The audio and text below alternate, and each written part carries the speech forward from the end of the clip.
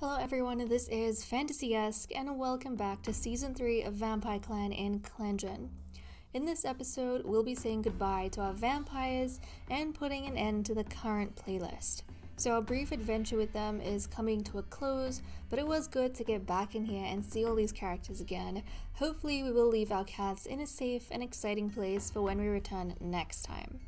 When we left off, the clan was initially facing a food shortage in the previous episode, but the situation became more optimistic when both hunting patrols got lucky with a huge haul of prey in the mountains. I'm pretty sure Dopo even took down a fox.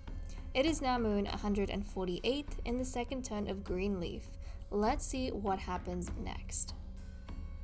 Let's get started with our main events. It is also, guys, the 5th moon for our 3 kittens. Shine Kit, Fire Kit, and Cloudy Kit, which means that when we come back in Season 4 of Vampyre Clan, they're going to be becoming fledglings. So we're going to have 5 fledglings in one go, which is going to be quite exciting. And I don't think we've had this situation in a long time. But okay, Sunnytail went for a long walk this morning, deep in thought. Eagle Dawn tossed a snake out of camp before it could bite someone. Talk about heroics. I am not surprised that this is the father and mentor of Dopo, who took down a fox in the last patrol. Not surprised at all. Springtrail feels relieved at the lack of pain in her head. Her headache seems to have finally gone away.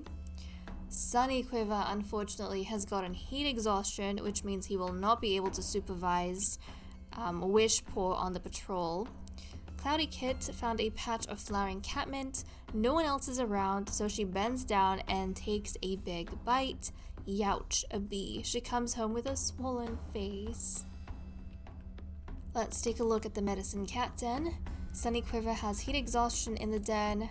No one is sick or hurt out of the den, and Cloudy Kit thankfully has a minor bee sting, so it's not bad enough that she's going to be incapacitated. In terms of our medicine den log, Springtrail, her lack of, her headache went away, so that's really good. She has a lack of pain in her head, and then Fornest gathered poppy and plantain this moon. On to the relationship events, and something I quickly want to talk about before we read through these. I'm kind of thinking of, once more, switching up the way I play my ClanGen so that in future seasons of ClanGen, I might not go through relationships anymore, like the relationship events. I'll still go through the main events and such, but I think instead of doing the relationship events, I might just write little stories of what's going on in the clan and read that while we're on the cat list page, or even while we're looking at the campgrounds. I think that might bring a little bit more life back into the series, because this is something I've been noticing with myself, but I am the least engaged. I don't know about you guys. I know some of you really like all these little notes, but I feel like I am becoming the least engaged with the relationship events. I kind of just, they're a blur to me. So I want to write little stories instead that's going to be more memorable for us down the line. But okay, let's go through these events. Grandmaster Bluestar realizes that she misunderstood something Bloomrise said. Grandmaster Bluestar, Fornest, and Coyote Thrift had a nice talk while eating. Grandmaster Bluestar can't understand why clanmates like Fire Kit so much. Quiet Flight feels safe with Dopo around. I mean, I would. She took down a fox.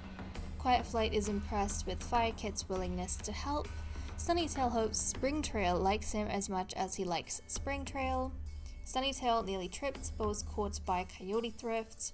Ibis Freckle thinks of Quiet Flight as her best friend. That is kind of sweet because that is her mother.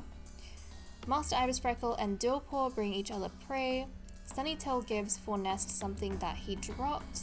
Fornest worries the clan thinks trusts Shine Kit more than him. Bloomrise daydreams about Sunnytail being exiled. Well, Bloomrise likes to sit near Coyote Thrift during conversations. Bloomrise was caught enjoying a moonlit stroll with Fornest last night, which is very, very sweet. Eagle Dawn can't stand hearing about how helpful Grandmaster Bluestar is. Wishpaw compliments Eagle Dawn's name. That's adorable, that she's complimenting her father. And I mean, you know what? I think she would be just so proud of the fact that her father threw a snake out of camp. Like, that is some badass stuff. Eagle Dawn came back to camp sulking after failing to catch Springtrail's favorite prey for her, but she didn't seem to care, nuzzling into Eagle Dawn's neck. She was just happy Eagle Dawn was back. Springtrail and Ibis Freckle take a nap together. While looking at the stars, Springtrail and Cloudy Kit make up some constellations. Sunnyquiver and Bloomrise fight over a piece of prey but soon decide to share it instead. Cloudy Kit says she hopes Sunnyquiver has a nice day. Quiet Flight didn't put a lot of thought into an answer for Coyote Thrift's question.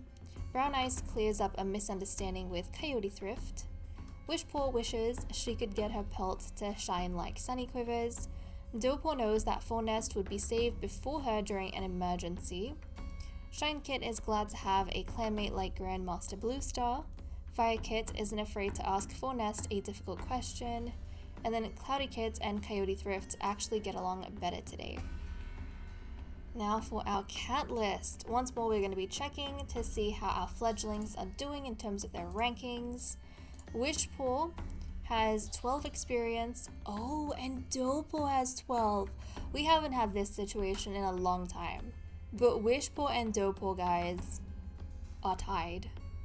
There's no up or down right now. I did go and make their notes.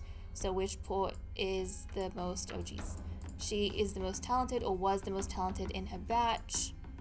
And Doughpaw is the least talented in her batch. But she's been working very, very hard to catch up to her sister. And you know what? I'm not surprised after that fox incident that she is tied with Wishpaw. Wishpaw looks like a little fox, but Doughpaw is the one who took down a fox. But okay, let's see what everyone is doing for the day. And I think also our Grandmaster is going to be keeping an eye out for potential mentors for the other kittens who, you know, in the next season, in the next moon, are going to be becoming fledglings themselves. So let's have a look. Grandmaster Bluestar saw a kitty pet with no fur at all. Master Ibis Freckle is drinking water from a nearby stream. Fornest wants to work hard to impress Bloomrise. I love these two. They're so cute. Bloomrise is wondering what living with two legs must be like. And I think we spoke about this with their relationship beforehand, but Bloomrise is ambitious. Fornest is childish, and yet in their relationship, he has been stepping up quite a lot and showing a lot of maturity emotionally to make things work. And even now, I feel like he wants to work hard because he knows how ambitious Bloomrise is and how much she would do with his position, so he doesn't want to, let her down. So I really like that. Eagle Dawn is looking forward to today. Sunnyquiver is debating swimming to cool down. Coyote Thrift is eavesdropping on Shine Kit, his niece. Brown Ice is sitting in the shade trying to hide from the heat. Wishpaw is spending a considerable amount of time grooming. Doughpaw is finding the buzzing of the cicadas annoying. Quiet Flight happily trains the fledglings on new balancing techniques. Springtrail is thinking about her life choices. Sunnytail is complaining about thorns in his nest. Shine Kid is staring off into space. Fire Kid is buzzing after swallowing a cicada. And Cloudy Kid can't get anything done with this heat. Onto our patrols. So we currently have 77 prey. We need 29.5, which means we don't have to worry about food at all. We'll send out Fornest first off. The heat of Greenleaf warms his pelt as Fornest wanders, aimlessly searching for daisies to harvest their leaves. Proceed. Daisies may seem like part of the everyday carpet of greenery, present everywhere from rocks to fields to nestled at the foot of trees, but that doesn't make their leaves any less useful. And there's some dandelion nearby. Perfect. Dandelion and Daisy were gathered. We're gonna have a patrol of 6 and a patrol of 1, so let's see how they're divided. Oh, okay. So apparently, Doughpaw has decided to keep Eagle Dawn has decided to keep his fledgling close to him, and they're going to stick to the bigger patrol. where things can be a little bit safer. I think he knows how excitable Dopo can get after the Fox incident. We also have Brown Ice here, Coyote Thrift, Grandmaster Bluestar, and Master Ibis Freckle. And it seems as though Sunny Quiver has suggested that, I don't know how this is going to go down, Wishpaw have a soul patrol literally right outside the camp. I imagine that would be the instruction. Like, you're going to have a soul patrol, but it is going to be right outside the camp, and you are not supposed to, wander anywhere too dangerous. I think that was the decision made by Sunny Quiver, since he can't accompany Wishpaw, and maybe he had intended for him and Wishpaw to have like a patrol on their own together, and because he can't, he still wants Wishpaw to get a little bit of experience doing something. So we'll see if Wishpaw ends up listening to her mentor, and not going, too far off. But okay, we'll send the big patrol out. Let's see what they get up to. The patrol wants to hold a training session for Dopo. They decide to focus on how best to leap up a rocky cliff. This is interesting because Quiet Flight was teaching the Fledgelings about balancing techniques. Dopo tries to see the portholes that Grandmaster Bluestar pointed out to her, but the cliff still seems unscalable in her eyes. And then we have Wishpaw heading out. While on patrol, Wishpaw notices an unfamiliar scent. Something has left scent marks on the wrong side of the border. Proceed. Following the trail with her nose to the ground, Wishpaw doesn't see the blow coming. She holds herself to her feet, squealing with pain, and runs for home. Wishpaw got a claw wound. Oh no. So she was told to stay probably on guard right outside the ruins. And she started scenting something odd. So she, being a fledgling, who's also confident in her own abilities, decided to sniff it out. And then she was attacked. Oh no.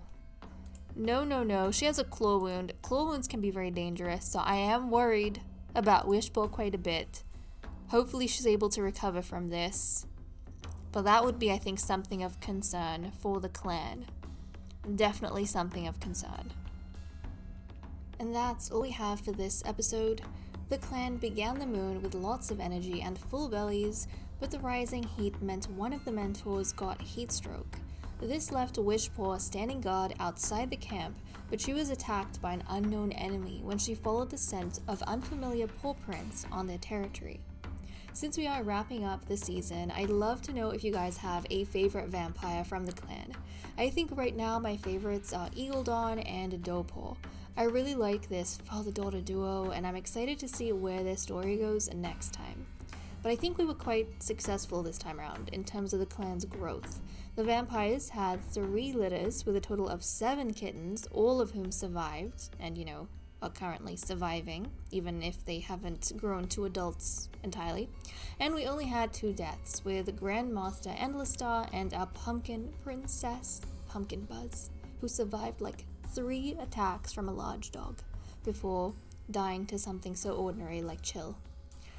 With that said and done, I am going to leave off here. Thank you so much for watching. I hope you all enjoyed, and I will see you all next time. Bye-bye.